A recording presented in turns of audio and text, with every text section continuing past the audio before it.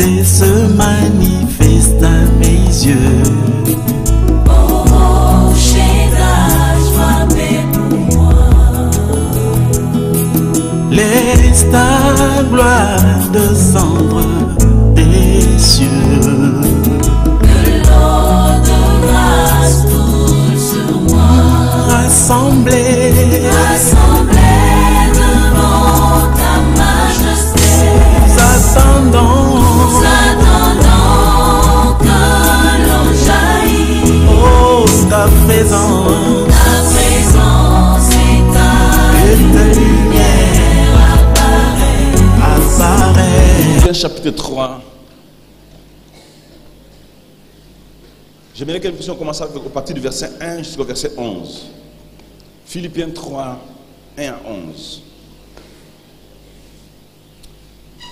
Nous lisons. Au reste, mes frères, réjouissez-vous dans les Seigneurs. Je ne me lasse point de vous écrire les mêmes choses, et pour vous cela est salutaire. Prenez garde aux champs, prenez garde aux mauvais ouvriers, prenez garde aux faux circoncis, car les circoncis, c'est nous qui rendons à Dieu notre culte par l'Esprit de Dieu, qui nous glorifions en Jésus-Christ et qui ne mettons point notre confiance à la chair. Moi aussi, cependant, j'aurais sujet de mettre ma confiance à la chair. Si quelqu'un croit pouvoir se confier à la chair, je le puis bien davantage. Moi, circoncis le 8e jour, de la race d'Israël, de la tribu de Benjamin, hébreu, né d'hébreu, quant à la loi, pharisien, quant aux zèles, persécuteurs de l'église, irréprochable à l'égard de la justice de la loi. Mais ces choses qui étaient pour moi des gains, je les regardais comme une perte à cause de Christ. Et même, je regarde toutes ces choses comme une perte à cause de l'excellence de la connaissance de Jésus-Christ, mon Seigneur, pour lesquels j'ai renoncé à tout.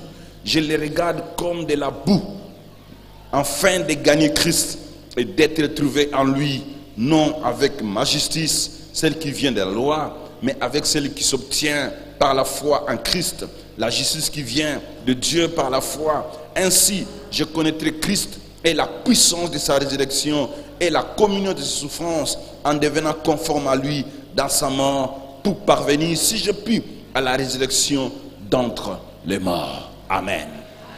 Amen. Seigneur, bénis ta parole, que cela nous puisse nous faire du bien. Glorifie ton nom, car tu es puissant, le Dieu vivant. Nous te prions, Père, au nom de Jésus. Amen. Ce matin, nous voulons partager un bon sujet. Je l'ai intitulé « Les témoignages de la conversion de l'apôtre Paul ». L'apôtre Paul s'est converti un jour dans la vie. Il avait donné un jour son cœur au Seigneur et il est devenu enfant de Dieu. Et il nous parle ici de sa conversion. Comment est-ce qu'il est devenu enfant de Dieu, chrétien? Parce qu'on ne peut pas devenir chrétien, enfant de Dieu, s'il n'y a pas d'histoire. On doit savoir comment il est devenu. Tu es devenu chrétien? Oui, mais comment? Dis-le-nous. Nous devons savoir comment vous êtes devenu chrétien. Il ne faut pas te dire que je suis chrétien de bouche sans que tu donnes ton témoignage. Comment tu es devenu chrétien? Voilà un homme qui donne son témoignage. Comment il s'est converti? Comment il s'est converti? Moi, je n'ai jamais entendu ton témoignage de ta conversion. J'ai des témoignages que tu as acheté la voiture, tu as acheté une parcelle. J'ai que des témoignages que tu as passé des grades, tu es devenu général. J'ai que des témoignages que tu es devenu directeur d'une entreprise. Mais dis-moi comment tu es converti. Le témoignage de la conversion, il est mieux que tout autre témoignage. Quelqu'un peut dire Amen? Et ce passage est en train de nous montrer que Dieu a fait une œuvre à l'intérieur de cet homme. C'est le témoignage qui montre l'œuvre intérieure que Dieu a fait dans les cœurs. Tu dois nous le dire, tu dois dire ça tout haut. Quelle est l'œuvre de Dieu à l'intérieur de ta vie? Quelle est cette œuvre-là? Comment tu as su que dans ton intérieur, Dieu s'est manifesté? Cela doit être dit aux autres. que moi, au fond de mon intérieur, voilà comment Dieu s'est manifesté. Amen. Amen. Hein? Et ce témoignage de l'apôtre Paul nous fait voir comment Dieu a opéré par son esprit dans l'apôtre Paul. Parce qu'il y a eu des opérations que Dieu a fait dans son cœur. Et ces opérations, nous devons les dire. Tu dois être capable de dire comment Dieu a manifesté son opération dans ton cœur. Tu dois être capable. Si tu l'as expérimenté, tu dois le dire. Tu dois le dire. Est-ce que Dieu a déjà opéré dans ton cœur? Oui. Comment? Nous avons besoin de les connaître. Si tu es vraiment chrétien, dis-le nous. Si nous voyons les détails de l'œuvre du Saint-Esprit dans le cœur du pécheur, tu dois donner les détails. Comment est-ce que le Saint-Esprit a agi dans votre vie? Comment est-ce que le Saint-Esprit a agi dans ma vie? Moi, je suis capable de dire aux gens comment est-ce que je suis converti, je suis devenu chrétien. Ce que j'étais et ce que je suis devenu. Je suis capable de le dire. Et Dieu le dit à tout haut. Je n'ai pas peur de le dire. Et l'apôtre Paul n'a pas peur de le dire. Comment il est devenu chrétien? Comment? Qu'est-ce qui a changé dans sa vie? Il a dit ça tout haut. Avant de demander l'argent, avant de demander le mariage, dis-nous d'abord comment tu as changé les faces. Ne viens pas seulement demander à Dieu l'argent, le mariage et les enfants, et tu ne sais pas tu es où. Amen. Amen. Et c'est ça un grand miracle qui transforme l'être intérieur.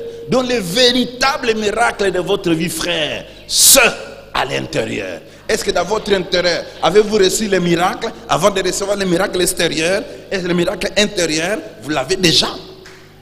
Parce que si vous n'avez pas le miracle intérieur, comment vous cherchez le miracle extérieur? C'est quand même, c'est ambigu là. Comment est-ce que moi je cherche le miracle extérieur, mais à l'intérieur, je n'ai jamais reçu un miracle? Ah non, en fait, ça ne se comprend pas. Tu vois comment tu as des problèmes dans votre vie? Tu cherches que le miracle extérieur, mais le miracle intérieur, tu ne l'as jamais expérimenté. Et là, tu as de sérieux problèmes. Tu as de sérieux problèmes. Tu as de sérieux problèmes. Amen. Tu peux prier comme tu veux, en cherchant le miracle extérieur, sans le miracle intérieur, ça devient compliqué. Tu n'auras pas ça. Tu vas prier jusqu'à ce que tu vas te fatiguer. Tu vas gêner jusqu'à ce que tu vas te fatiguer. Tu vas aller dans des montagnes jusqu'à ce que tu restes fatigué, jusqu'à ce que tu n'auras plus de mots à dire à Dieu, et tu vas commencer à répéter les mêmes paroles à Dieu, parce que intérieurement, tu n'as jamais reçu un miracle. Celui qui a reçu le miracle intérieur ne va pas se préoccuper du miracle extérieur. Ça va suivre, parce que c'est l'intérieur qui pousse l'extérieur.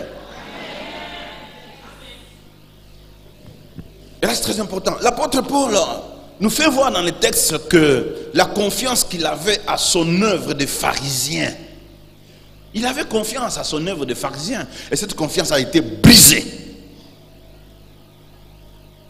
Brisée. Il est en train de faire voir aussi que la source qu'il avait de son assurance, il était sûr de lui-même avant Christ. Ce qu'il a fait sur la terre l'a donné pleine assurance. Mais ici, il nous fait voir que cette assurance-là qu'il avait eue avant Jésus a été détruite. Et a été complètement détruite. Frère, laisse-moi vous dire que l'apôtre Paul s'est converti. Et sa conversion est là, devant nous. Là, devant nous. Amen. Amen. Comment il nous fait voir sa conversion? Regardons comment il nous fait voir. Il nous montre d'abord que la conversion est une transaction. Transaction. Un échange. Verset 7. Il utilise le terme des hommes d'affaires.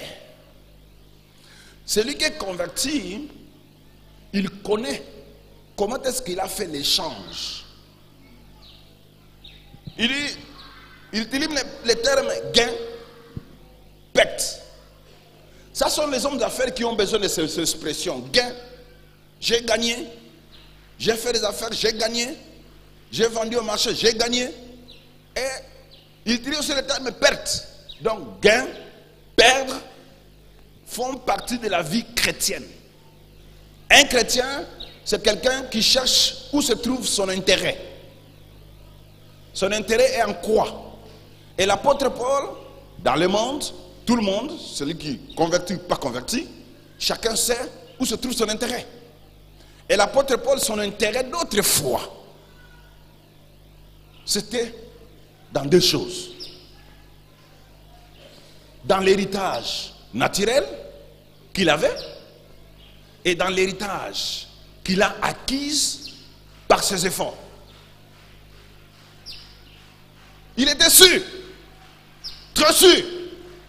Alors quand il a vu l'héritage de Jésus-Christ, il a comparé ça avec son héritage naturel, biologique, et son héritage qu'il a acquis par sa force.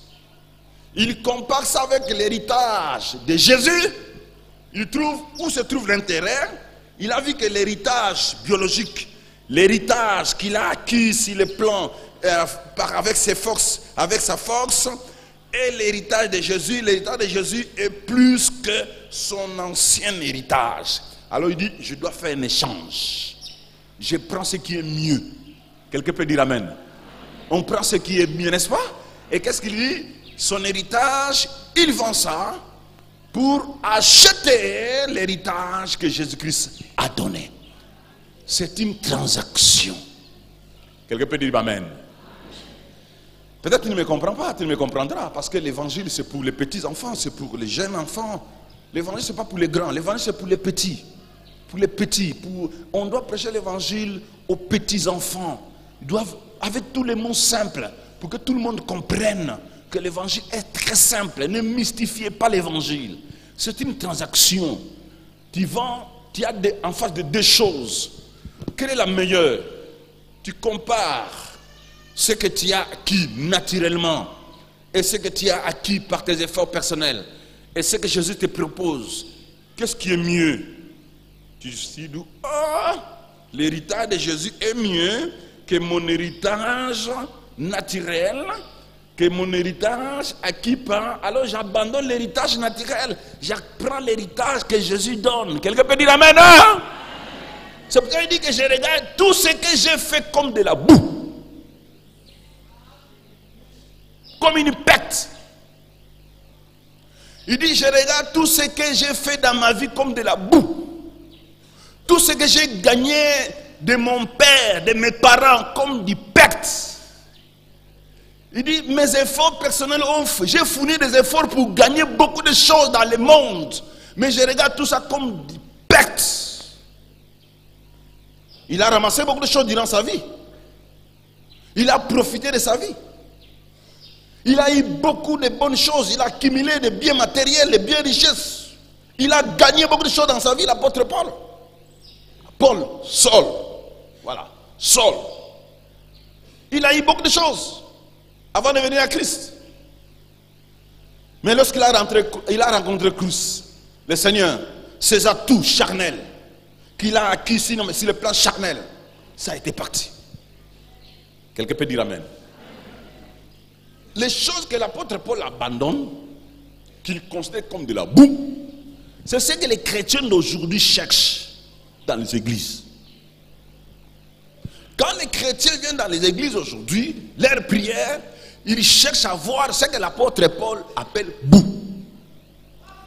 Ils gênent, ils font des retraites, ils vont dans des montagnes pour trouver ce que l'apôtre appelle pacte. Frère, c'est dangereux dans votre vie. Si vous continuez à chercher ce que l'apôtre Paul, ce que Paul appelle pacte dans des jeûnes et prières, vous êtes dans le faux et dans la perdition. L'apôtre Paul, qu'est-ce qu'il a cherché dans sa vie avant de venir en Christ? Il voulait avoir des profits, gagner des bonnes choses.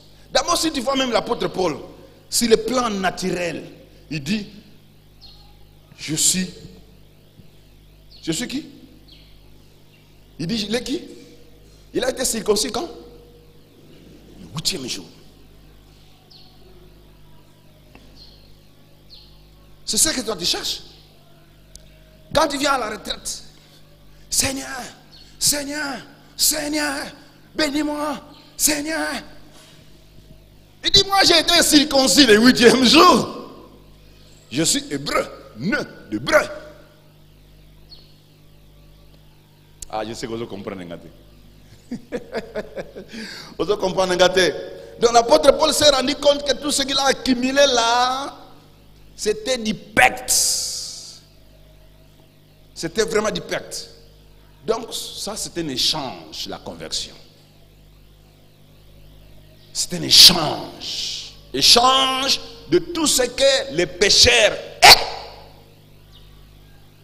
contre tout ce que Christ est. La conversion, prendre tout ce que tu as, tout ce que vous êtes, les livrer et prendre tout ce que Christ est. Quelqu'un peut dire Amen. L'échange de tout. Qu'est-ce que Paul avait gagné avant de venir en Christ? Il a gagné 7 choses. Et dans les 7 choses que Paul a gagnées, sont des choses, et je dis Saul, pas Paul, Saul. Dans les 7 choses que Saul a gagnées, qu'il considère de la pacte, je dis bien, ces choses ont deux parties. Premier héritage biologique. Je disais premier héritage c'est quoi? Quel héritage? Biologique. Deuxième héritage, c'est qu'il a fourni les efforts dans la vie pour avoir ça. Il a travaillé. Et dans l'héritage biologique, il y a 3 choses qu'il a reçues. 3. Que vous cherchez, que moi, d'autres que nous cherchons dans les prières. Et il y en a 4 choses qu'il a reçues par ses efforts. Et si quelqu'un dans sa vie arrive à atteindre ces 7 éléments, c'est une personne assise selon le monde. Ce sont les 7 privilèges que quelqu'un dans le monde peut avoir pour qu'il soit considéré. Les 7 choses. Et l'apôtre Paul avait ça. Comme Saul, il avait ça. Il était bien assis, bien positionné. Tu cherches la position, non? Quand tu viens ici, Seigneur, Seigneur, Seigneur, donne-moi la position, Seigneur, grade, Seigneur, promotion, Seigneur. C'est ce que tu cherches quand tu viens dans des jeûnes de prière. Pourtant, l'apôtre Paul appelle ça boue. L'apôtre Paul appelle ça pacte. Il avait ça. C'est un homme privilégié biologiquement, naturellement. Sur le plan du monde, Paul, Saul, élevé en dignité. Quelqu'un peut dire Amen. Dites bien Amen. Première chose, circoncis le 8e jour. Quand l'apôtre Paul est en train de dire que j'ai été circoncis le 8e jour, il s'adresse aux faux juifs. Parce que la circoncision en Israël, c'est ce qui permettait à une personne d'être identifiée véritablement juif. Quelqu'un entend? Est-ce que quelqu'un m'entend? Parce qu'il y avait les hellénistes, c'est-à-dire les juifs qui sont nés à l'étranger, qui ont appris le judaïsme, qui ne pouvaient pas être circoncis le 8e jour. Parce qu'ils ont vécu dans le paganisme. D'ailleurs, à son époque, il y avait des mariages mixtes. Les Hébreux se sont mariés avec d'autres peuples et leurs enfants n'étaient pas circoncis le 8e jour. Pour dire, je suis Congolais, né des Congolais. Quelqu'un peut dire Amen. Je suis qui? Congolais, né des Congolais. Mais l'autre, il est Congolais, né des parents. Non. Congolais, né des parents belges. Il y a aussi des Congolais, nés au Congo, avec des parents français. C'est différent? Est-ce que c'est différent? Oh frère, c'est ça que tu cherches, non? Quand tu es au pouvoir, Tu refuses quel Congolais? Quand tu es au pouvoir, tu refuses quel Congolais? Hein? Toi, tu te bats, tu prends les armes contre quel Congolais? Celui qui n'est pas... Moi, je suis Congolais, né de parents Congolais. C'est ce que Paul dit. Dites-moi amen, hein? Donc, je dois être positionné. Il veut dire que je suis hébreu, véritablement hébreu. D'autres sont des faux. Donc, vous ne pouvez pas me comparer avec les autres. Parce que moi, je suis. Alors, voilà, je sais que tu es Congolais. Mais laisse-moi te dire que l'apôtre Paul est en train de dire, circoncis le 8e jour sont des choses que les gens font pour obtenir la grâce de Dieu. C'est-à-dire les rites. Les gens font des rites, des cérémonies pour être délivrés. La délivrance n'est pas dans des rites. La délivrance n'est pas dans des cérémonies. La délivrance n'est pas dans ces choses-là que vous cherchez. Oh non, il faut que tu vas être délivré. On te fait des cérémonies, des cérémonies, des cérémonies. Non, la délivrance n'est pas dans la cérémonie. Quelqu'un peut dire amen. Mais quand il dit que je suis circoncis le 8e jour, et il appelle ça de la boue, qu'est-ce qu'il a en échange? Écoutez 1 Pierre 2, verset 9. Qu'est-ce qu'il a en échange? Il a plus que ça. Il a plus que ça. C'est un circoncis de Dieu, du cœur. La circoncision de l'apôtre Paul maintenant, ce n'est plus la circoncision de la chair. Ça devient une circoncision du cœur. C'est-à-dire transformée, née de nouveau. Parce qu'il y a une circoncision de la chair, hein, que les gens disent, écoutez, lui, c'était pas de la chair. Quand tu es circoncis dans la chair, ça ne peut pas te donner le salut. La circoncision du cœur, c'est ce qui donne le salut. Et ce qui prouve que quelqu'un a été transformé. L'opération pour être d'abord appelé enfant de Dieu commence par là. Les 7 choses que l'apôtre Paul est en train d'appeler bêtes, Dieu les a remplacées par 7 autres choses qui sont appelées gains. Donc pour devenir enfant de Dieu, tu dois commencer par la circoncision, non de la chair, mais la circoncision du cœur. Donc, Dieu avait dit aux enfants d'Israël à l'époque, écoutez, pour que je vous considère mon peuple, il faut la circoncision. Ça c'est la chair, ça c'est la nature, ça c'est la nature humaine. Maintenant dans l'esprit, pour être considéré enfant de Dieu, vous savez que David n'était pas enfant de Dieu. Vous savez qu'Abraham n'était pas enfant de Dieu. Vous savez que Moïse n'était pas enfant de Dieu. J'étais le serviteur de Dieu. Moi je ne suis pas serviteur de Dieu, mais je suis son fils. Nous ne sommes pas limités au niveau de serviteur, je suis du fils de Dieu. Quelqu'un peut dire amen, hein? Fils de Dieu. Vous êtes une race élue. Donc nous sommes des circoncis du cœur. Nous pouvons appeler le créateur du ciel et de la terre Père. Abraham ne pouvait pas appeler Dieu Père. Moïse non plus. Isaac non plus. Ils n'étaient pas des fils de Dieu. Mais nous sommes plus qu'Isaac. Nous sommes plus qu'Abraham. Nous sommes plus que Moïse. Nous avons une position plus que ces gens-là. Donc nous sommes les fils de Dieu. Donc je peux dire que j'ai été circoncis dès les premiers jours. Donc je suis fils de la maison. Quelqu'un peut dire amen, hein? Pour être fils de la maison, ça doit commencer par la circoncision. Pour être enfant de Dieu, ça doit commencer par la circoncision. Pour te dire que je suis chrétien, ça se commence quelque part. Par la circoncision. Il faut donner la preuve que tu es hébreu par la circoncision. Quelqu'un peut dire amen. Alors dis-moi, quand est-ce que tu as été converti? Dis-le-moi. Pour me dire que tu as été converti, dis-moi, quand est-ce que tu as été circoncis? J'ai été circoncis, l'apôtre Paul dit, le 8e jour. Pour te dire que les cérémonies du monde ne délivrent pas. Quelqu'un peut dire amen. Ça ne délivre pas. Pour te dire que l'apôtre Paul était descendant d'Abraham. Par la circoncision était une preuve. Quelle est ta preuve que tu es fils de Dieu? Parce que tu as l'argent? Faux. Parce que tu as des postes? Faux. Parce que tu as acheté une voiture? Faux. Parce que c'est faux. Qu'est-ce qui te prouve que tu es enfant de Dieu? Parce que Dieu t'a donné le voyage de l'Europe? Menteur. Qu'est-ce qui te prouve que tu es enfant de Dieu? Parce qu'il t'a guéri des maladies? Le Kuta. Qu'est-ce qui prouve que tu es enfant de Dieu? Donne-moi la preuve que tu es enfant de Dieu. Qu'est-ce qui prouve ça? Hein? Parce que tu as reçu le visa? Faux.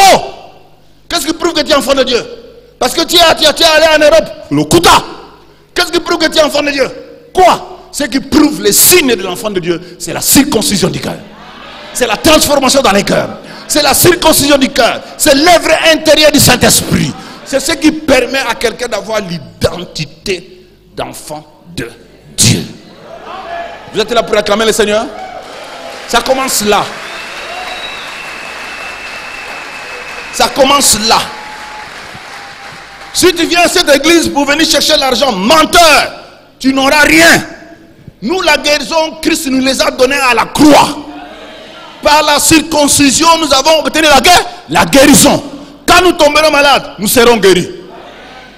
La pauvreté a été brisée à la croix par la circoncision. Quand nous travaillerons, nous serons bénis.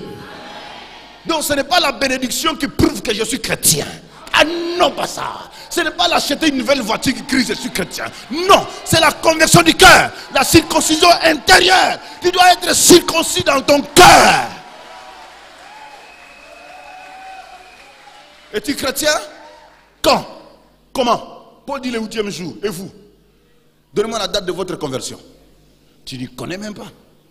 Tu te contentes, voyage, mariage. C'est. Ça même les païens, non. Paul avait ça sans être converti.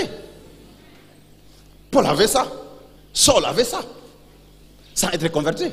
Sans venir en Christ. Il avait ça. Hein? Et ce que lui, il appelle beau, c'est ce que toi tu cherches dans la prière.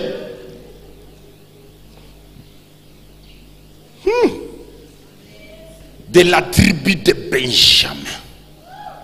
Il dit, il est deuxième héritage naturel, biologique des parents. Il est de la tribu de Benjamin. Bien aimé, Paul dit qu'il est de la tribu de Benjamin. Cette tribu, c'est la tribu la plus importante en Israël. C'est cette tribu d'où sortaient les rois. Les premiers rois d'Israël est de Benjamin. Donc en Israël, si quelqu'un dit je suis de la tribu de Benjamin, oh, quelle considération. Donc par sa tribu, il est respecté. C'est ce que toi tu fais aujourd'hui, non? Tu veux être respecté par rapport à ta tribu. Tu es de quelle tribu au Congo? Oh, moi je sais. Tu veux attirer du respect par rapport à ta tribu. Tu présentes ta tribu aux gens. Et toi, tu viens chercher. Seigneur, moi je suis des tribus considérées au Congo. Seigneur, bénis-moi. Dans ma famille, il n'y a que les rois qui sortent.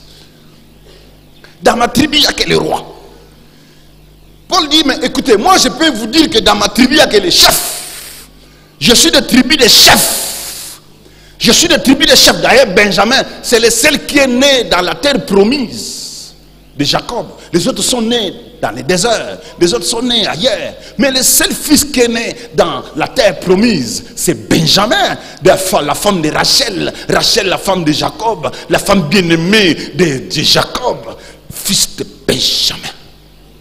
Donc je suis de la tribu des chefs. C'est ce que tu dis, non? Tu te vantes de ça partout. Mon père est chef. Ma mère est chef. Nous sommes des chefs de notre tribu. Et partout tu vois, je suis des tribus de. Je vous dis, ça ne donne pas la délivrance. Quelqu'un peut dire amen, hein? Ça ne donne pas de la délivrance. Quelqu'un peut dire bien amen, hein? Amen.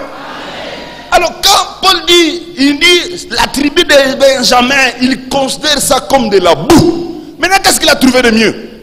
Oh, il a trouvé de mieux dans le Seigneur Jésus. Il dit, je suis une race élue. Race Élie, c'est mieux que tribu de Benjamin. Tu es de quelle tribu? Nous sommes de race Élie.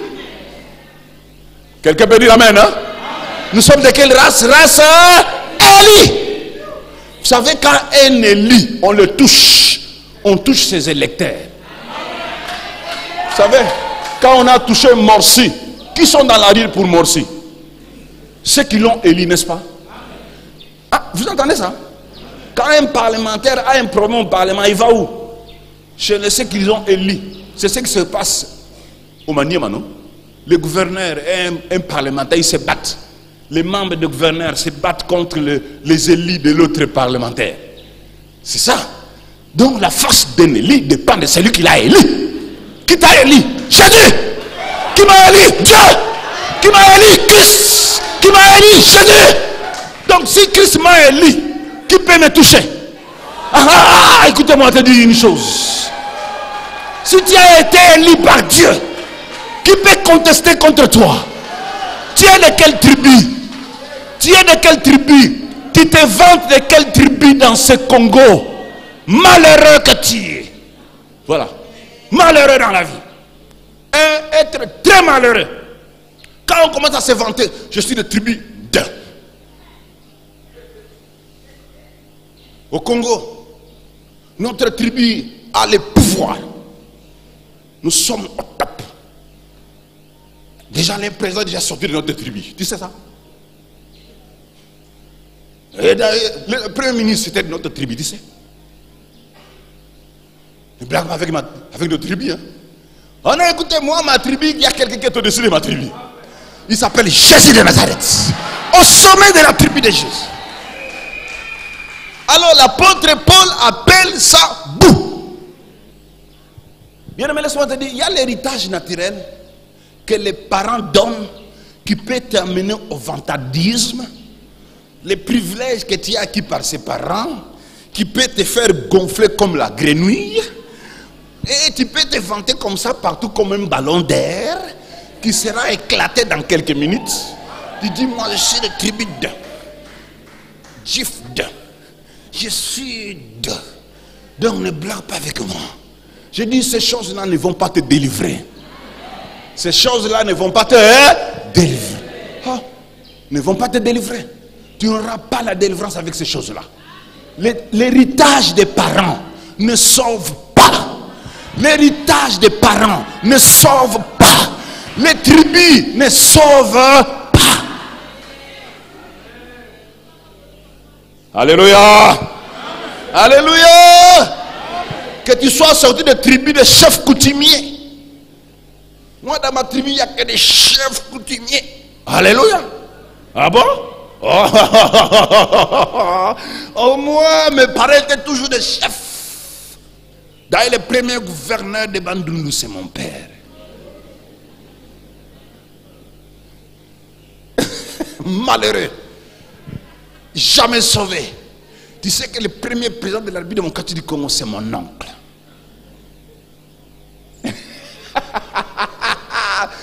Si tu viens avec ça devant Dieu, tu auras zéro.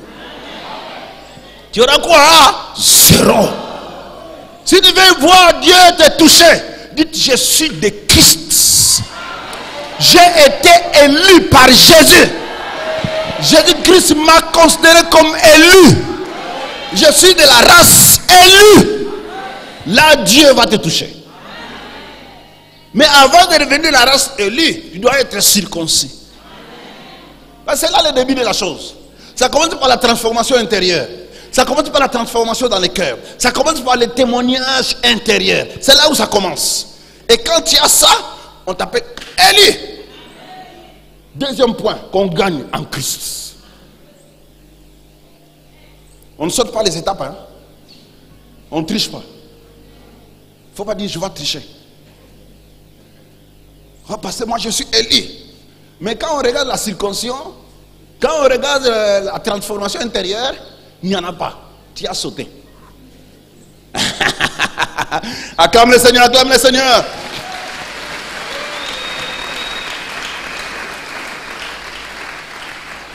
Et il a juste dit, écoutez, ne blaguez pas avec moi. S'il faut se vanter dans la chair, mais c'est moi. Hébreu, ne d'hébreu. S'il y a des gens dans ce pays qui peuvent se vanter, c'est moi. Hébreu, né d'hébreu. Toi, tu es né de parents congolais, asiatiques, des parents européens, des parents ougandais. Toi, tu es né de parents angolais, non? Hein? Mais moi, je ne suis pas né de parents angolais. C'est-à-dire quoi? Il est en train de parler de la tradition, des coutumes. Parce qu'un hébreu né d'hébreu connaît bien la tradition, connaît bien les coutumes. Il a fourni des efforts pour apprendre la tradition. Il a fourni des efforts pour apprendre les coutumes. Écoutez, les Hébreux nés d'Hébreux sont des gens qui étudiaient que dans des écoles hébraïques où on parlait aramaïen. Et ils parlaient que ces langues-là. Et personne ne pouvait toucher quelqu'un et dire, ça sont des gens qui ont conservé les coutumes et les traditions. C'est respecté. Donc l'apôtre Paul dit, écoutez, s'il y a des gens qui doivent se vanter dans ce monde, moi j'ai été dévoué à connaître la tradition. Aujourd'hui j'appelle ça la formation. Écoutez, moi j'ai été bien formé à l'université. Écoutez, j'ai des diplômes, moi. Dans ce monde, je me suis bâti pour avoir mes diplômes. Université, tout fait. J'ai appris très bien les choses. Donc s'il faut se vanter, c'est moi. Bien tout ça, l'apôtre appelle ça de la boue. Quelqu'un peut dire amen. De la boue. De la boue. Pour te dire quoi, frère? Trois choses. D'abord, ça, par contre, par la circoncision, tu donnes la transformation intérieure, les témoignages intérieurs, les miracles intérieurs. Après avoir reçu les miracles intérieurs, tu dois être élu. Dieu t'a élu. Après avoir été élu, tu dois te battre à prendre la parole.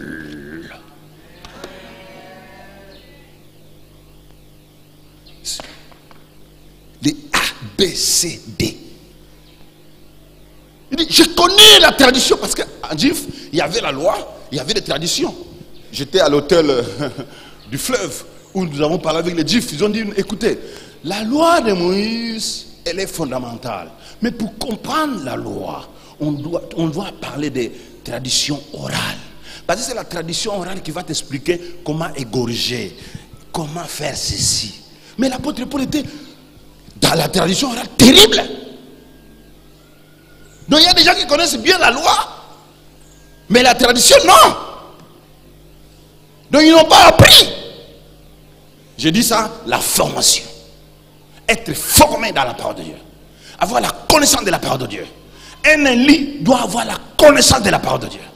Celui qui t'a élu a la parole que tu dois connaître. Quelqu'un peut dire amen. Et qu'est-ce qu'il dit? Quant à la loi, il est qui? Quant à la loi, il est? Le bas non. Quant à la loi, il est qui? Pharisien. Quant à la loi, je suis pharisien. Étant pharisien, position occupée. C'est ce que toi tu cherches ici dans les églises. Frère, tu peux obtenir ça si tu fais ce que Paul a fait. Tu étudies avec tes efforts. La science, tu étudies la science. Né congolais, tu l'es. Tribu, tu en as. Qu'est-ce qui te manque? Étude. Étude. Tellement que tu n'as pas étudié, tu te bats au Congo. Oh Seigneur, mais qu'est-ce qui se passe? Non, mais tu es congolais. Tu as des tribus. Mais du fait que tu n'as pas étudié, votre tribu est down. Surtout nous, les Bayaga, qui n'avons pas fait beaucoup d'études. Généralement, nous les Bayaga, nous avons notre profession connue de tout le monde. Parce que nous n'avons pas fait des efforts à étudier. Donc si tu veux réussir dans la vie, frère, Ce n'est pas seulement la prière. Il y a l'université, va là-bas. Tu auras l'argent. On ne cherche pas l'argent ici. L'argent pour l'avoir, 1, Congolais, 2, tribu, 3, l'université, tu auras l'argent. Sans problème. Quelqu'un peut dire amen, hein? Est-ce que quelqu'un peut dire amen? Sans problème. Sans problème, tu auras l'argent. Mais l'apôtre Paul, il a fait tout ça. Il a obtenu une position de privilège, mais qu'il appelle de la boue. Quant à la loi, pharisien. Il était tellement zélé pour la loi, il a étudié la loi jusqu'à devenir pharisien. Et quand il a occupé cette position-là, que toi tu veux obtenir par des jeûnes et prières, tu viens, Seigneur, donne-moi, je vais devenir général. Jésus. Mais demande à ses papas Miss qu'est-ce qu'il a fait pour devenir général. Passe par là, c'est simple. Comment tu perds le temps ici? Seigneur, oh Jésus, je veux avoir un poste dans ce pays. Mais c'est simple, va à l'université, tu auras le poste. Tu fais quoi ici? Étudie.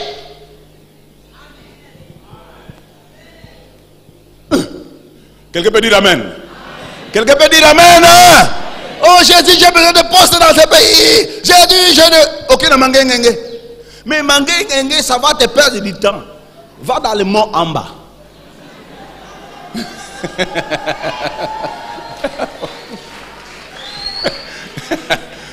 Va dans le mont en bas. C'est là où on obtient la position dans le pays. Tu es là pour dire amen. Quant à la loi, je suis qui?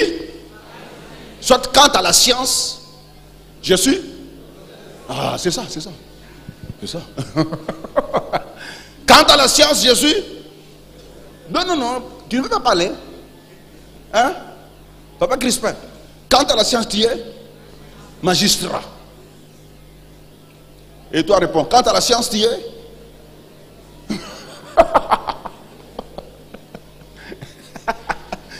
Frère, réponds non. Quant à la science, frère, tu es économiste. Quant à la science, tu es physicienne, financière. Et voilà. Donc, elle a l'argent. Étant financière. Donc, c'est simple. Alors, tu vas venir chercher l'argent. Si c'est de donner-moi l'argent, mais fais les finances. Tu auras l'argent. Frère, tu perds ton temps. Tu pries pour les choses que l'apôtre Paul appelle de la boue. Qu'il a obtenu par ses efforts. Mais toi, tu ne veux pas fournir des efforts. Toi, tu veux obtenir ça par des jeûnes et prières. Seigneur, Seigneur, Seigneur. Non. Quant à la loi, tu es avocat. Et toi, tu es. Dis ton frère, pose la question au frère. Quant à la science, tu es qui? Pose la question. Acclame le Seigneur, acclame le Seigneur. Ah voilà, c'est très important, frère. Ah voilà. Donc ne viens pas chercher à l'église les choses que l'apôtre Paul appelle quoi? Boue, de la perte. Il a fait tout ça. À la fin il dit de la perte. Il a atteint un niveau très élevé. Il est arrivé une élite dans le pays. L'apôtre Paul. Élite influente par la science, par la loi. Élite.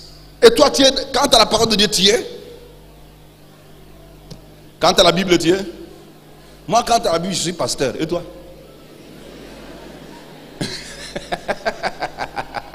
Bien-aimé, shalom, shalom, shalom. Hein, maman? Quant à la science, tu es financière. Et quant à la Bible, tu es. C'est ça le problème. Tu es qui quant à la Bible? Tu es disciple. Quant à la Bible, je suis disciple de Jésus-Christ. Quant à la science, je suis avocat. L'apôtre Paul avait tous les deux. Quant à la loi, je suis pharisien. Qui a nié la position de l'apôtre Paul étant pharisien? Qui? Même quand il est devenu apôtre, On les respectait, ils disent, c'est là. Ah, attention, pharisien tout fait.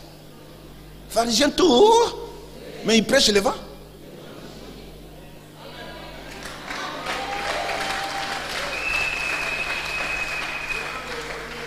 Vous êtes là, frère? Est-ce que vous êtes là pour dire amen? Est-ce que vous m'entendez pour dire amen? Donc il était très influent. Il a consacré sa vie pour ça. Mais à la fin, il appelle ça perte. Perte. Donc, tout ce que vous avez acquis par la science, je vous appelle ça perte. Perte. Perdu. Donc, si tu es content que de ça, tu ne seras jamais délivré de la puissance de Dieu. Frère, je te le dis en te regardant aux yeux. Tout ce que tu as acquis par la science, c'est du perte, de la boue. Ça ne peut pas te donner le salut que Dieu donne. Quelqu'un peut dire amen? Encore amen. Allons un peu plus vite. L'apôtre Paul dit, quant au zèle, il était qui? Persécuteur de l'église. Ça sont des choses que quelqu'un doit avoir dans sa vie. On est de la race, on est circoncis, on est élu, on a fait des recherches, on a étudié. Maintenant, c'est les études dont les zèles. Je peux me mettre devant là comme un financier. Zèle dans les finances, zèle dans l'économie. Il a les zèles. Il est zélé à ça. Mais l'apôtre Paul, après avoir étudié tout ça, il est devenu zélé. Et son zèle l'appelle qui? Persécuteur de l'église. Tu vois où amène l'héritage naturel, biologique? C'est tuer. Un économiste peut tuer pour l'argent. Un avocat peut tuer pour l'argent. Vrai ou faux? Ah, voilà pourquoi c'est de la perte. On peut tuer quelqu'un qui n'est pas de votre tribu. Il dit, ya, toi tu n'es pas de notre tribu, élimine. Ça tue. C'est la mort. Ça détruit. C'est de la perte. C'est de la boue. Le résultat de ça, c'est détruire. Un économiste tout fait, mais les postes qu'il occupe, toutes les personnes autour de lui meurent de faim. Rien. De la boue. Il tue avec son économie. Il tue avec sa race. Il tue avec son tribu. Il tue. Tu n'es pas de mon tribu, tu ne peux pas travailler avec moi. Parle ma langue. Quelle est ta langue, toi? Toi, tu parles quelle langue? Ah, Mumbunda. Non. Oh, et quand le chef vient, il parle à tout le monde à sa langue. Banabetu. Banabetu. Mais ça, c'est le bureau, chef. On a la langue du bureau. Chef, ça, c'est le bureau. Chef, ça, c'est le bureau. La langue officielle du Congo, c'est les langues administratives du Congo, c'est quoi? Les Français, frère, nous sommes à l'administration. Chef, ici à l'administration, pas la langue administrative du Congo. Ça s'appelle comment, hein? Français. Mais quand toi tu viens, Banabet. Allez, celui qui ne connaît pas Banabet, tu fais quoi? Alors, quand les Banabet se réunissent, celui qui ne connaît pas les Banabet, on le fait quoi? On les chasse. Ils ont du zèle maintenant pour tuer. Il n'est pas de nôtre. Il ne parle pas notre langue. Allez! De la boue! De la boue! Du perte! Jésus a besoin de toi. Alléluia! Dites Alléluia! Jésus a besoin de toi. Viens, c'est Christ. Tu auras les ailes pour devenir destructeur des œuvres du diable. Quand on est élu par Christ, On est des races élies, convertis dans son intérieur. On est des races élies. On apprend la parole de Dieu. On devient destructeur des œuvres du diable. Vous ne supporterez plus les œuvres du diable devant ta face. Parce que tu as du zèle. Quand tu es au zèle, tu es périsectaire de l'église, n'est-ce pas? Tu cherches à fermer les églises. Quant au zèle. Tellement tu as étudié la science, tu es zélé de fermer les églises, de tuer les autres, de faire du mal aux autres. Tu étudies très bien comment faire du mal aux autres. Et nous autres, après avoir étudié la Bible, nous devenons zélés de détruire les œuvres du diable. Vous êtes là pour dire amen? Est-ce que là pour dire amen? A-t-il les 7 choses que Paul a obtenues de Christ? Ou bien tu as encore les 7 choses obtenues par tes efforts et par tes parents? Tu te contentes de quoi? Tu t'appuies sur quoi? Ta force est sur quoi? Ton pouvoir est sur quoi? Pour l'apôtre Paul, les richesses humaines, les richesses des parents, les richesses acquises par les efforts, de la boue. La véritable richesse, c'est ce que nous accueillons par la race élue. Ça, c'est la véritable richesse. Quand quelqu'un prend la Bible, béni, comme Isaac, Isaac, tellement dans le coup. Tu vois pas comment il est devenu? Ça, c'est le zèle de l'évangile qui fait les gens comme ça. On détruit les œuvres du diable, on bénit les autres. On élève les autres. On donne la vie aux autres. On taille les autres. Partout où on passe, on proclame l'amour, la puissance de Jésus. On détruit les œuvres du diable. Partout où on passe, les œuvres sataniques détruisent. Parce que j'ai les ailes de l'évangile. Tout est détruit par les œuvres du diable. Il doit être détruit. Mais il y a le colosal dans le zèle scientifique.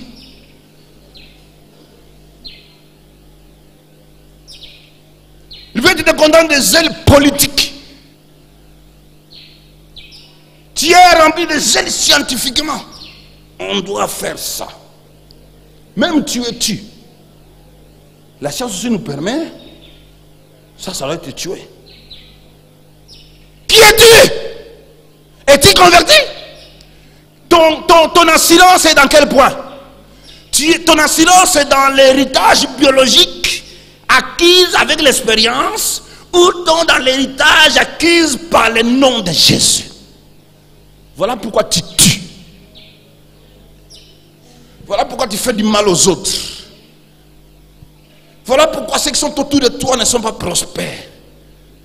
Voilà pourquoi les choses qui sont entre tes mains ne prospèrent jamais. Et tu viens à l'église, Seigneur, Seigneur, ne cherchez pas le privilège de devenir élite. Seigneur, je vais devenir élite du Congo. Sans passer à l'université, sans acquérir la science, sans faire ceci, sans non. Ici, on vient chercher la sagesse du Seigneur et il nous équipe. Nous qui avons la science, nous allons avec notre science faire du bien. Quelqu'un peut dire amen. Nous qui avons acquis la science, avec notre science, nous bénissons. Parce que nous avons maintenant acquis la richesse spirituelle. Parce que la richesse mondaine, la richesse du monde, son objectif, tuer. Pourquoi les gens meurent en Syrie? Pourquoi? Pourquoi personne ne défend les Syriens? C'est la science. Les profits. Les privilèges. À cause des privilèges, on est prêt de sacrifier un humain. On est prêt de sacrifier un humain. Toute une population meurt. À cause des privilèges scientifiques. Les armes doivent être vendues. Alors que ce sont des bons clients. Si le jour qu'on va considérer ces choses-là comme de la boue, les Syriens seront sauvés. Quelqu'un peut dire amen. Vous êtes avec moi? Est-ce que vous m'avez entendu? Je peux clôturer? Est-ce que je peux clôturer? Laissez-moi vous dire, frère, il est très important de laisser Dieu accomplir dans votre vie intérieure une transformation. Il est très important de laisser Dieu opérer dans votre cœur un changement radical. Il est très important que Dieu puisse vous aider à considérer ce que vous avez acquis par les parents, ce que vous avez acquis par tes efforts, comme de la perte du bout que Dieu peut utiliser pour bénir son peuple. Vous savez, Dieu a utilisé la sagesse de Paul. Il est étant pharisien de la loi, Dieu lui a rempli de révélations, et il a écrit, avec tout ce qu'il a étudié à la science, à la loi, à la tradition, il a maintenant pris ça pour faire du bien, bénir l'église du Seigneur. Ce que toi tu as acquis à la science, tu peux bénir les gens avec ça. Tu peux rendre ce pays prospère avec ça. Est-ce que les gens peuvent avoir la nourriture avec ce que tu as acquis à l'université? Est-ce que les gens peuvent être guéris des maladies avec ce que tu as acquis à l'université? Bien toi, ce que tu as acquis à l'université, pour profit. Peu importe la mort des autres, mais moi ce que je gagne. Kolo Yesu Kamata.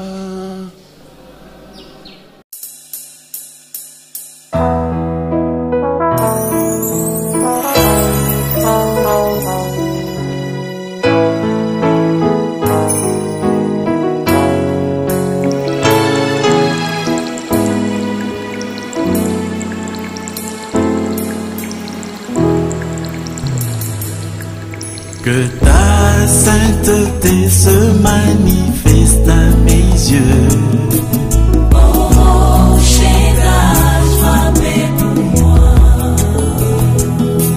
Laisse ta gloire descendre des cieux. Que l'eau de grâce coule sur moi. Rassemblés devant ta majesté. Nous attendons que l'on jaillisse. Oh, ta présence Et ta lumière apparaît. cherchant ta sainteté. Rassemblés devant ta majesté. Nous attendons que l'on jaillisse. jaillit.